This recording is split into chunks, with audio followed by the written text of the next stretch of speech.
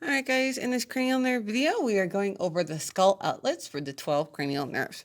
Okay, so the first skull outlet is going to be the olfactory foramina.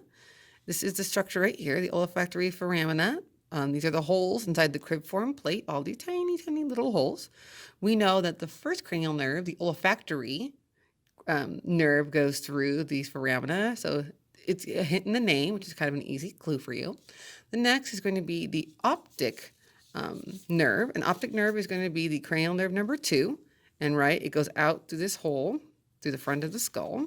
And so if I rotate the front of the skull for you, you'll be able to see it coming out right through here. Next, we are going to have cranial nerve number 3. Cranial nerve number 3 is the oculomotor nerve, and it is one of 4 that is going to go through the superior orbital fissure. And you guys remember the superior orbital fissure? It's this little slit right here under this lesser wing of the sphenoid bone. You can see it on this side as well, right here. Next, we're going to have cranial nerve number 4. Guess what? That's the trochlear nerve. It also goes through right here.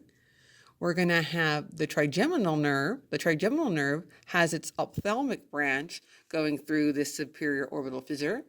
The trigeminal nerve has another 2 branches. There is the maxillary branch, which goes through the foramen rotundum, which is this little hole right here. On this side, we drilled it a little bit larger for you, that it's going to be the letter C. Next, the third branch is the mandibular branch, and we know the mandibular branch goes through the foramen ovale. And remember, you're going to have one on each side, foramen ovale. Cranial nerve number 6 is abducens. And guess what? We're going back to that superior orbital fissure one more time. This is superior orbital fissure right here. We are going to go over cranial nerve number 7. Cranial nerve number 7 is going to be the facial nerve, and this goes through the internal acoustic meatus. It also goes through the stylomastoid foramen. And so that tiny little hole we had you learn about back in 101.